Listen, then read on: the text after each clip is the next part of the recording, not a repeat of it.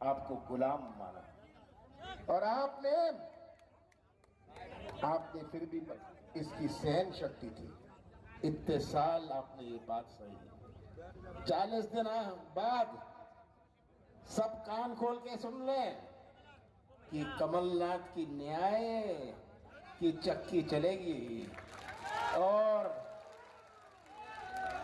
जो अत्याचार करने वाले थे, भ्रष्टाचार करने वाले थे, वो भी कान खोल के सुन लें कि क्या होने वाला है, किसके साथ होगा, क्या क्या होगा। ये इनकी कहानी सुन के कैसे राजू पटेल के बच्चे, आज उसकी बरसी है, मैंने अभी फूल चढ़ाए, कितना अत्याचार, उनकी बेटी पर एफआईआर। ये किस प्रकार, कैसे ये प्रदेश चल रहा है। और आज 17 तारीख को आपको फैसला नीरज का नहीं करना, आपको अपने भविष्य का करना है। और याद रखिएगा, आप केवल एक उम्मीदवार का फैसला नहीं करेंगे, आप मेरे प्रतिनिधि का फैसला करेंगे। आज मध्य प्रदेश की तस्वीर आप सबके सामने है। ये किस प्रकार से भ्रष्टाचार प्रदेश और घोटाला प्रदेश बन चुका है। जगह जगह मैं जाता हूं, अभी मैं आ रहा हूं नरसिंहपुर से, सुनता हूं भ्रष्टाचार की कहानियां, पैसे दो काम लो। आज मध्य प्रदेश का हर व्यक्ति या तो भ्रष्टाचार का शिकार है या भ्रष्टाचार का गवाह है। ये आज भ्रष्टाचार का हाल है। सही बात बोल रहा हूं मैं। ये आज बेरोजगार प्रदेश है। इतने उत्साह नौजवानों के चेहरों में है। आज का नौजवान और 20 साल पहले के नौजवान में बहुत अंतर है। आज के नौजवान में एक तरफ है, आज का नौजवान कोई ठेका नहीं चाहता, कमीशन नहीं चाहता। आज का नौजवान तो व्यवसाय का मौका या अपने हाथों को काम चाहता है। और सबसे बड़ी चुनौती मध्य प्रदेश की हमारी बेरोजगारी है। 1 करोड़ नौजवान जो मध्य प्रदेश का निर्माण करेंगे भविष्य में। कैसा निर्माण होगा मध्य प्रदेश का अगर इन नौजवानों का ही भविष्य अंधेरे में रहा। ये सबसे बड़ी चुनौती है। हमारे बुजुर्ग बैठे हैं यहाँ। बुजुर्गों, आपने अपना जीवन काट लिया बिना सड़क के, बिना पानी के, बिना सुविधाओं के। पर ये नई पीढ़ी की अपनी सोच है। और आज हम मध्य प्रदेश को सही पटरी पर कैसे लाएं? विकास हुआ कौन सा? मैं तो पूछता हूं। विकास कमीशन का हुआ, विकास घोटालों का हुआ। ये आज पूरे प्रदेश की तस्वीर है। आप भी जानते हैं दूसरे जिलों में क्या हो रहा है। और शिवराज सिंह जी के बारे में तो मैं क्या कहूं। उनकी घोषणा की मशीन 22 साल चली, 5 महीनों में तो डबल स्पीड से चली। 5 महीनों में डबल स्पीड से चली उनकी घोषणा की मशीन और झूठ की मशीन। जहां नदी भी नहीं होती वे पुल की घोषणा कर जाते हैं। ये शिवराज सिंह है। तो उनके बारे में मैं क्या कहूं।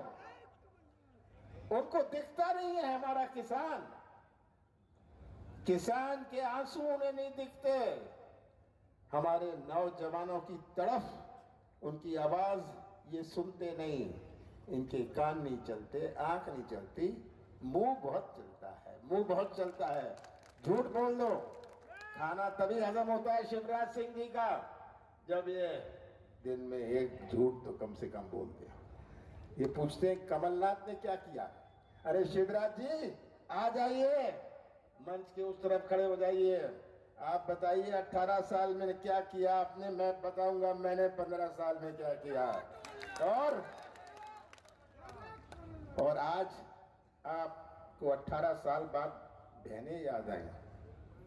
18 साल बाद बहनें याद आई कि मैं इतना पैसा प्रलोभन दूंगा। 18 साल बाद कर्मचारी याद आए। ये सब पहले नहीं याद आए। चुनाव के 5 महीने पहले ये सब इनको याद आने लगे।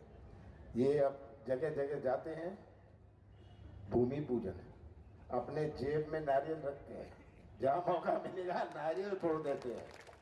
और अगर सड़क का नारियल फोड़ा तो सड़क टूट जाती है, नारियल नहीं टूटता। ये आज शिवराज सिंह जी का हाल है। मैं तो कहता हूं, ये आप कैसे जनता को फिर से गुमराह करना चाहते हो? इतने अच्छे कलाकार हैं, अच्छे कलाकार है ना। मैं कहता हूं शिवराज सिंह जी से, आप बंबई जाइए, एक्टिंग करिए, मध्य प्रदेश का नाम रोशन करिए। ये शिवराज सिंह को मैं हमेशा कहता हूं। अब तो 20 दिन बचे, 20 या उससे थोड़े ज्यादा, 3 दिसंबर को गिनती है।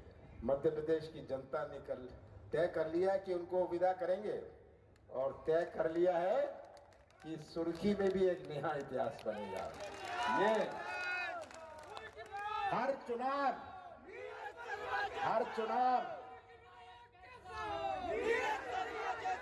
चुनाव का अपना मायने होता है।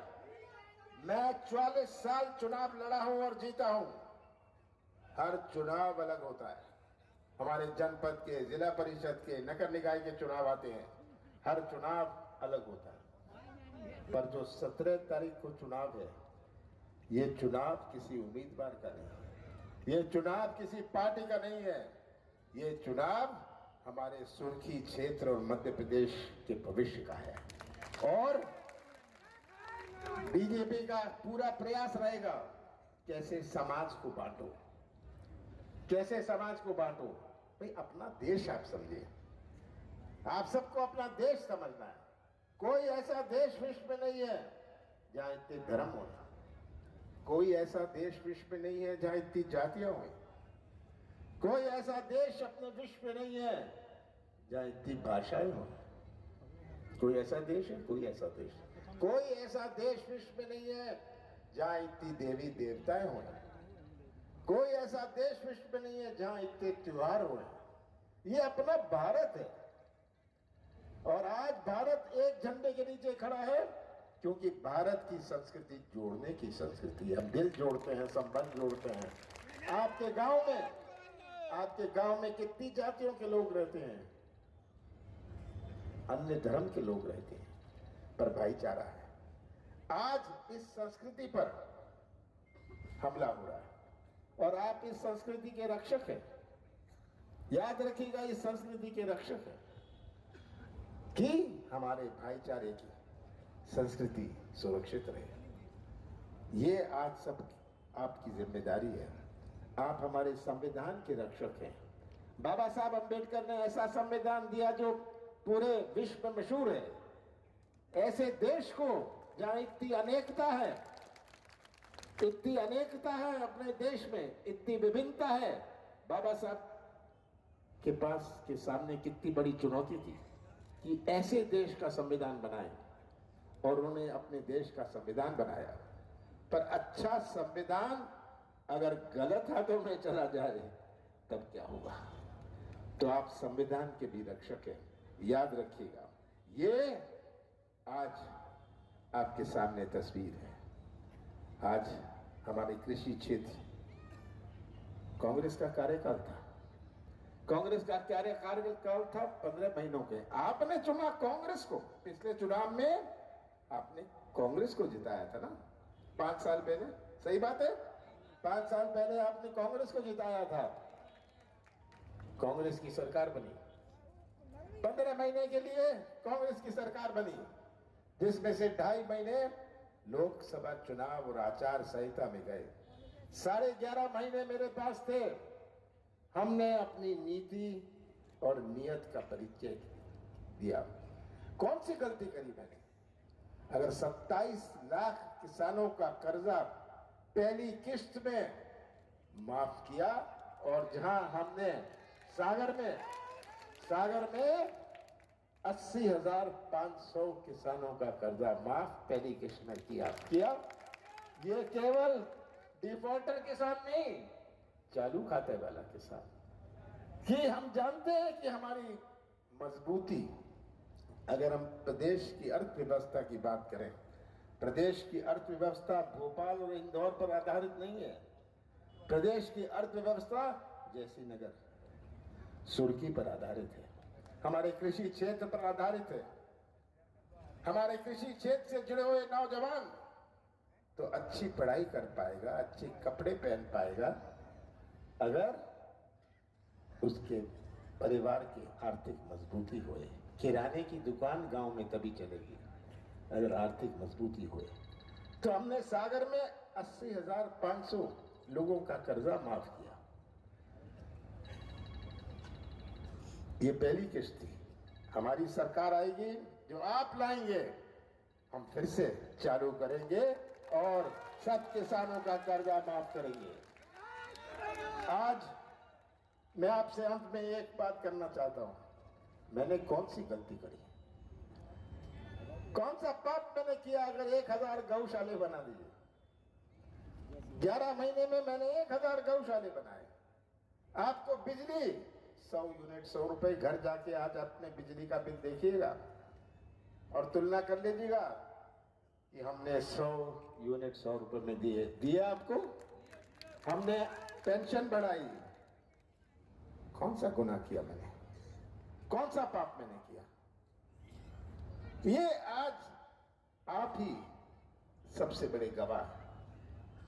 गुमराह करने वाले आएंगे, लंबी चौड़ी बातें करेंगे, पर याद रखिएगा कि जो 17 तारीख को बटन आप दबाएंगे, आप वो बटन केवल नीरज शर्मा का ही नहीं दबाएंगे, एक पार्टी का ही नहीं दबाएंगे, आप भविष्य का बटन दबाएंगे। और ये अत्याचार, यहां का अत्याचार का समापन आप करेंगे। ये आपके ऊपर नहीं हुआ होए, पर आपके पड़ोसी पर तो हुआ। कितने मकान तोड़े? आपको जिम्मेदारी है कि ये अत्याचार का आप समापन करें। ये मुझे पूरा विश्वास है कि आप इसे करेंगे और यही आपका भविष्य है। मैं तो यही कहना चाहता हूं कि यहाँ की समस्या है, यहाँ जैसी नगर को नगर परिषद बनाने की है, कमलनाथ आपका नगर परिषद बना रही है। बिना बांध के मुआवजे की बात है, चिंता मत करिएगा। जितना मुआवजा छिंदवाड़ा में मैं देता हूं उतना मुआवजा आपको मिलेगा। छिंदवाड़ा वालों से पूछ लीजिएगा कितना मुआवजा आपको मिलता है, ये आपको भी मिलेगा। और मैंने जैसे कहा, हम एक न्याय इस समय की शुरुआत होगी। आप हमारे गुलाम नहीं होंगे, आप हमारे साथी होंगे। मैं राजा नहीं हूं, मैं महाराजा नहीं हूं। शिवराज जी कहते हैं ना, मैं किसान का बेटा हूं। मैं किसान का बेटा नहीं हूं, मैं मामा नहीं हूं, मैं आपका भाई हूं। और भाई का रिश्ता आपसे निभाऊंगा। आपके ऊपर, आपके हाथ में आपका भविष्य है। मुझे पूरा विश्वास है कि आप इस भविष्य की पूरी रक्षा करेंगे। ये रोजगार की बात हो या स्कूलों की बात हो, हायर सेकेंडरी